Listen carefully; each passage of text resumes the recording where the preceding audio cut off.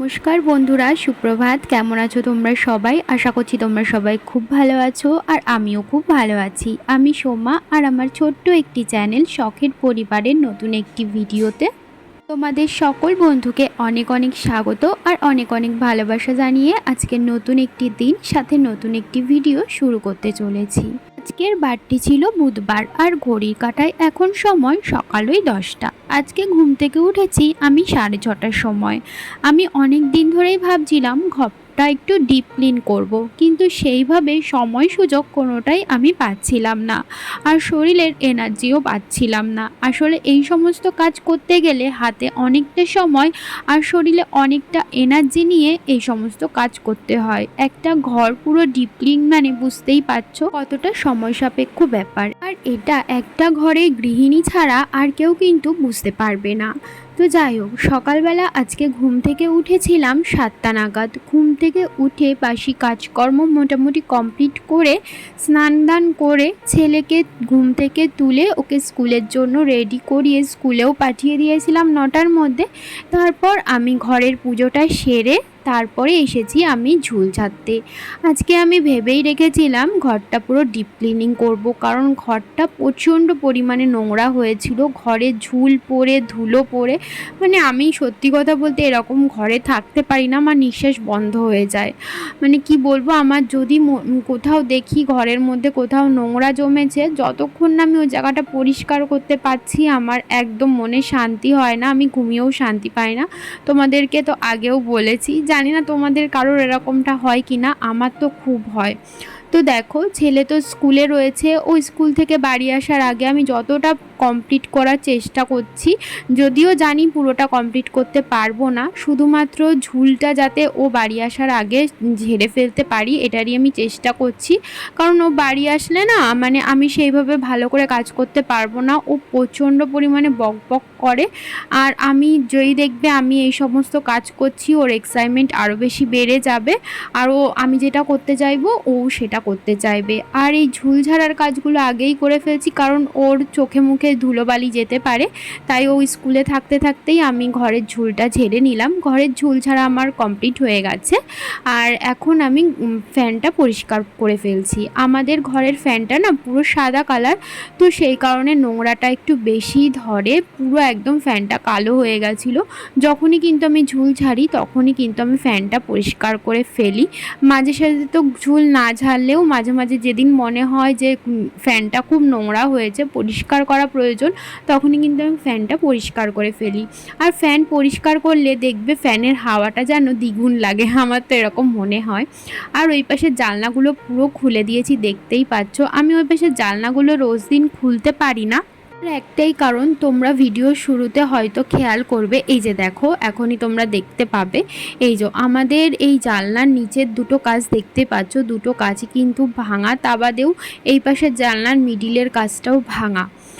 তো অনেক দিন ধরেই ভাবছি যে কাজগুলো ঠিক করব, কিন্তু সেইভাবে আর ঠিক করা হচ্ছে না।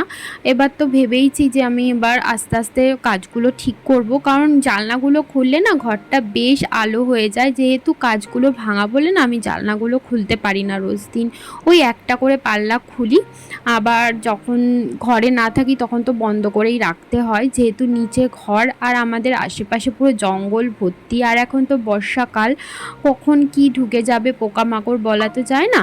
তো যাই হোক, ওদিকে জানলাটা পরিষ্কার করে আমি চলে এসেছি আলমারির ওপরটা পরিষ্কার করতে। আলমারির ওপরে অনেক জিনিস ছিল, তোমরা দেখতেই পেলে। আমার সব টেডি বিয়ারগুলো আলমারির ওপরে রাখা ছিল, সেগুলো নামিয়ে রাখলাম। আলমারির উপরটা ভালো করে পরিষ্কার করে আলমারির কভারটা খুলে নিলাম। তারপরে কিন্তু আলমারির উপরে যা যা ছিল সমস্ত কিছু ভালো করে মুছে মুছে আমি সুন্দর করে গুছিয়ে রাখছিলাম। আলমারির কভারটাও বেশ নোংরা হয়েছে, তাই ভাবলাম একেবারে আলমারির কভারটা কাচবো, কেচে তারপরে আবার লাগিয়ে নেব। জানো তো বন্ধুরা, আজকের ব্লগটা কিন্তু অনেকটাই ছোট হয়ে গেছে, যদিও আজকের ব্লগটা অনেকটাই বড় হওয়ার কথা ছিল। ঘর পরিষ্কার করার ব্লগ বুঝতেই পারছো কত বড় হবে, কিন্তু আমি তোমাদের সাথে সব কিছুর ভিডিও শেয়ার করতে পারিনি। তো অর্ধেক ভিডিও শেয়ার করার পর আমি দেখছিলাম ফোনের মেমোরি একদম ফুল, মানে ভিডিও করতে করতে ভিডিও বন্ধ হয়ে যাচ্ছিল, আমি একদম ভিডিও বানাতেই পারিনি পুরো ঘর গোছানোর ভিডিওটা। তো ঘর গুছানোর পর ঘরের ফাইনাল লুকটা কেমন হলো সেটাও তোমাদেরকে আমি দেখাতে পারিনি, ফোনের মেমোরিটা একটু খালি করি, তারপরে তোমাদের পরের ভিডিওতে দেখিয়ে দেব ঘর গোছানোর পর ঘরটা কেমন লাগলো ফাইনাল লুকটা। তো তোমাদের সাথে আমি শেয়ার করতে পারিনি বলে আমার খুব খারাপ লাগছিল, যে তোমাদের সাথে শেয়ার করতে পারলে না আমার খুব ভালো লাগে, জানি না কেন। তো যাই হোক, যেটুকু পেরেছি তোমাদের সাথে শেয়ার করেছি, আর অবশ্যই কিন্তু তোমরা পাশে থাকবে আমি আশা রাখি। আর এই দেখো এখন চলে এসেছি শোকেসের নিচটা পরিষ্কার করতে। এই শোকেসের নিচে না দেখলাম পরিষ্কার করতে গিয়ে অনেক ছেঁড়া জুতো ছিল, যেগুলো আমরা এখন পরি না, অনেক দিন হয়ে গেল।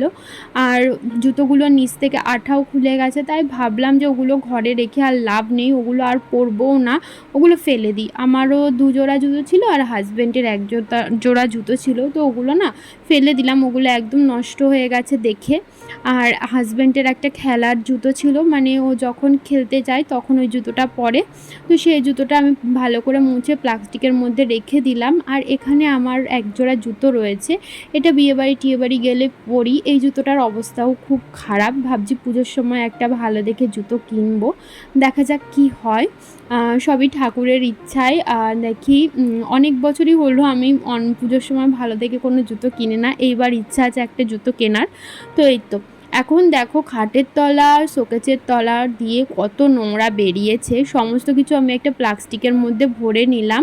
আর এখন আমি কিন্তু আরও ভালো করে ঘরদুয়ারটা ঝাঁট দিয়ে নেব। আর জানো তো বন্ধুরা, এই সমস্ত কাজ করে আমি আজকে বিকেলে স্নান করে উঠেছি, স্নান করে আস্তে আস্তে আমার 5টা বেজে গেছিলো।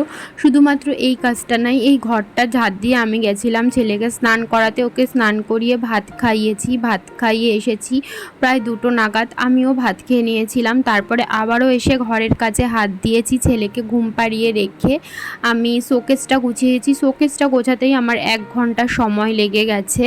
তো তারপরে আরও টুকিটাকি অনেক কাজ ছিল, সেগুলো করে মাথায় শ্যাম্পু করে আস্তে আস্তে বিকেল 5টা বেজে গেছিলো। তো চলো বন্ধুরা, আজকের মতো ভিডিওটা এই পর্যন্তই রাখছি, আবারও দেখা হবে।